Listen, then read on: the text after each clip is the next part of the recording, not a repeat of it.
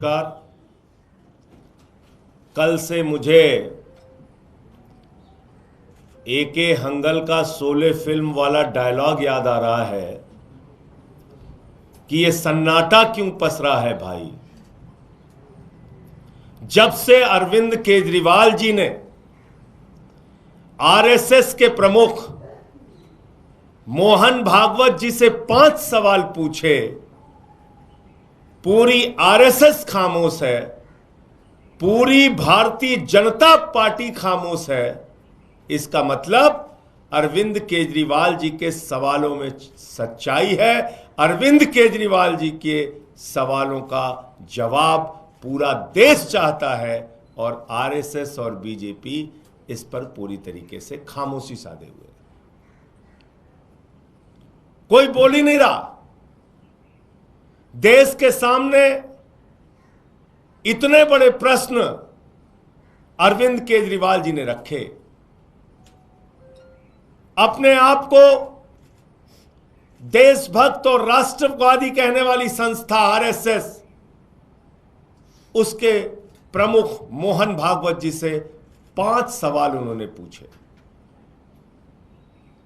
और ये सवाल सिद्धांतों से जुड़े हुए हैं, उसूलों से जुड़े हुए हैं, सच्चाई से जुड़े हुए हैं।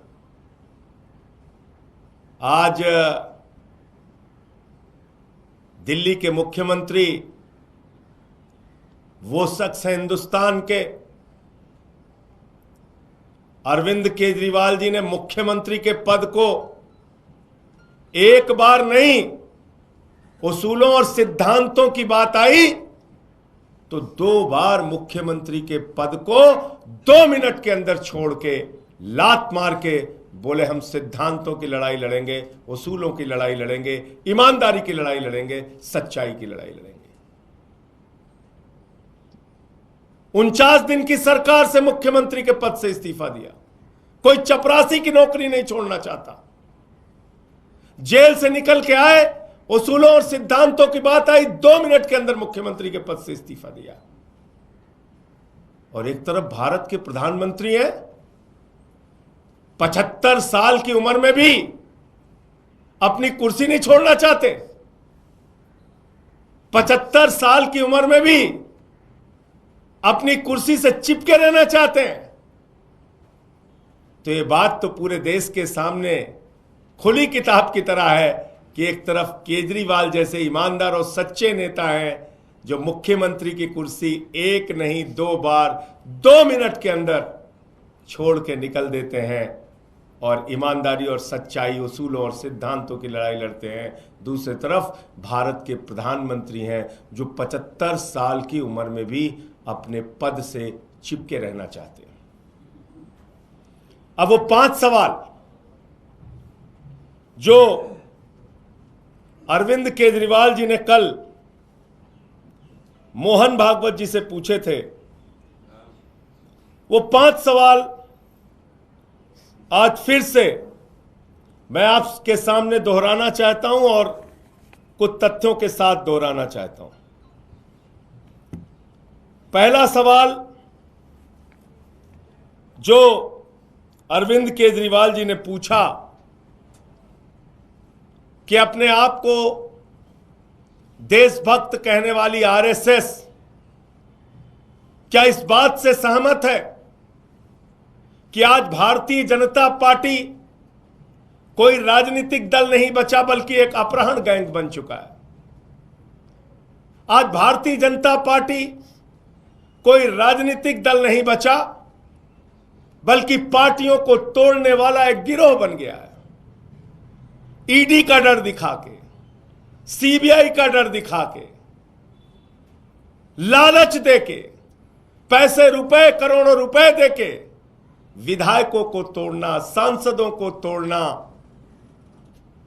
सरकारों को गिराना, पार्टियों को तोड़ना, यह काम भारतीय जनता पार्टी के द्वारा जो किया जा रहा है, क्या वो सही कदम है? आरएसएस के प्रमुख मोहन भागवत जी इस पर क्या मानते हैं? नंबर 1। नंबर 2, देश के सबसे भ्रष्टाचारी नेताओं को, और जिनको किसी और ने नहीं, खुद भारत के प्रधानमंत्री ने भ्रष्ट कहा। एक अखबार में यह खबर आई थी कि विपक्ष के 23 वो नेता जिन पर गंभीर भ्रष्टाचार के आरोप खुद भारतीय जनता पार्टी ने लगाए, उनको गले लगाया, अपनी पार्टी में शामिल किया और उनको क्लीन चिट दे दी। मोदी जी की वॉशिंग मशीन में वो धुलकर पाक साफ हो गए। तो दूसरा सवाल, जिन नेताओं को खुद मोदी और अमित शाह और भारतीय जनता पार्टी भ्रष्टाचारी बताती रही, उनके भ्रष्टाचार को लेकर चीखती रही, चिल्लाती रही, कार्रवाई की मांग करती रही, उन्हीं नेताओं को जिन पे 70 हजार करोड़ रुपए के भ्रष्टाचार के आरोप खुद प्रधानमंत्री ने लगाए, उनको अपनी पार्टी के अंदर शामिल कर लिया। मोहन भागवत जी को यह कार्रवाई कैसी लगती है? क्या वास्तव में मोहन भागवत जी इन भ्रष्टाचारियों को बीजेपी में शामिल किए जाने पर सहमत हैं या असहमत हैं? नंबर 3, आरएसएस जो अपने आप को देशभक्त संस्था कहती है कि हम एक नैतिकवादी मूल्यों पर चलने वाले लोग हैं। आरएसएस जो कहती है हम तो राष्ट्रीय स्वयं सेवक हैं, हम इस राष्ट्र की सेवा करने के लिए आए हैं, जिनकी जिम्मेदारी थी कि भारतीय जनता पार्टी के ऊपर नजर रखें कि वो पार्टी कभी पथभ्रष्ट ना होने पाए, और पथभ्रष्ट होने की कोशिश करे तो उसके ऊपर अंकुश लगाया जाए, उसके ऊपर रोक लगाई जाए, उसके ऊपर मोहन भागवत जी बोले, उसके ऊपर आरएसएस के लोग बोले। तो केजरीवाल जी का तीसरा सवाल है आरएसएस प्रमुख मोहन भागवत जी से कि मोहन भागवत जी, क्या आपने भारतीय जनता पार्टी के पथभ्रष्ट होने पर, इन सभी कार्रवाइयों पर आपने उन पर अंकुश लगाने की कभी कोई कोशिश की? आप उनकी इन कार्रवाइयों से सहमत हैं या असहमत हैं? आपने कभी उनको रोका कि ये क्या कर रहे हो तुम?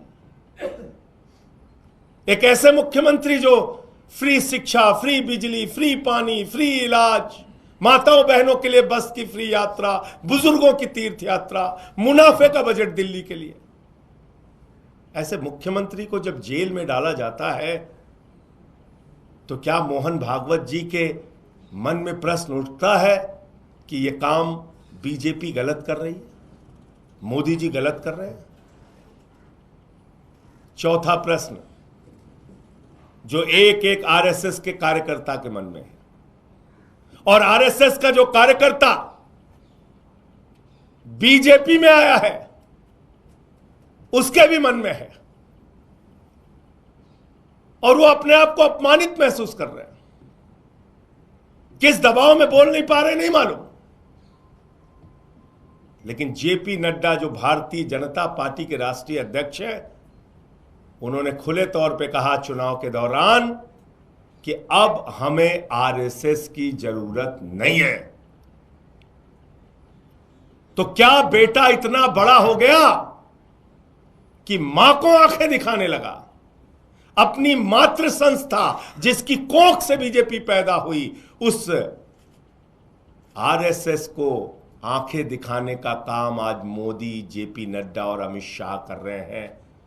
आरएसएस के प्रमुख को यह कही हुई बात कैसे लगी? उनके मन को ठेस पहुंची कि नहीं पहुंची? आरएसएस के कार्यकर्ताओं को ठेस पहुंची कि नहीं पहुंची? बीजेपी के अंदर जो आरएसएस से आए हुए लोग हैं उनके मन को ठेस पहुंची या नहीं पहुंची?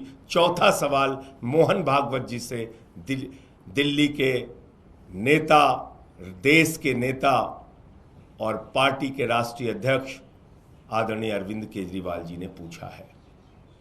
और पांचवा और अंतिम सवाल जो पूरा देश जानना चाहता है, जिसका जवाब जिसका जवाब पूरा देश सुनना चाहता है, और वो जवाब भारत के प्रधानमंत्री से भी सुनना चाहता है, आरएसएस के प्रमुख से भी सुनना चाहता है।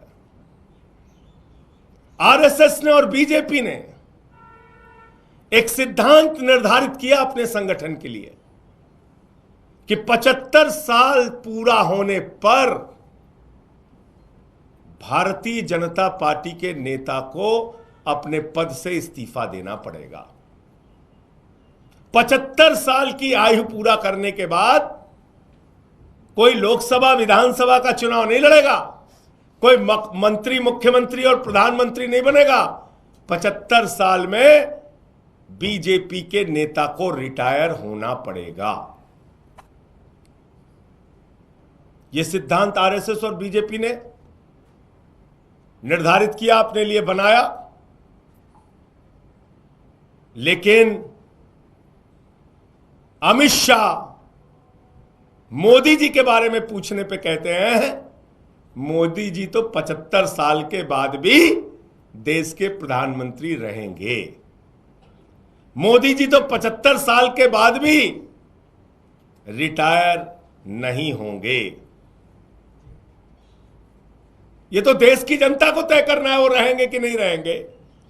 लेकिन अमित शाह पहले से ही कह रहे हैं 75 साल की उम्र में पद नहीं छोड़ेंगे। 75 साल की उम्र में मोदी जी रिटायर नहीं होंगे, इस्तीफा नहीं देंगे। वाह अमित शाह जी, लाल कृष्ण आडवाणी जी का इस्तीफा हो जाता है, लाल कृष्ण आडवाणी जी को पद से हटा दिया जाता है। मुरली मनोहर जोशी जी जो बीजेपी के राष्ट्रीय अध्यक्ष रहे, उनको पद से हटा दिया जाता है, चुनाव लड़ने की इजाजत उनको नहीं होती। भारतीय जनता पार्टी के नेता और हिमाचल प्रदेश के पूर्व मुख्यमंत्री शांता कुमार जी को 75 साल के बाद चुनाव लड़ने नहीं दिया जाता, पद से हटा दिया जाता है। सुमित्रा महाजन जी लोकसभा के अध्यक्ष थी, 75 साल के बाद उनको उनके पद से हटा दिया जाता है, चुनाव नहीं लड़ने दिया जाता। वीसी खंडूरी जी 75 साल के बाद रिटायर कर दिया जाता है, चुनाव नहीं लड़ने दिया जाता।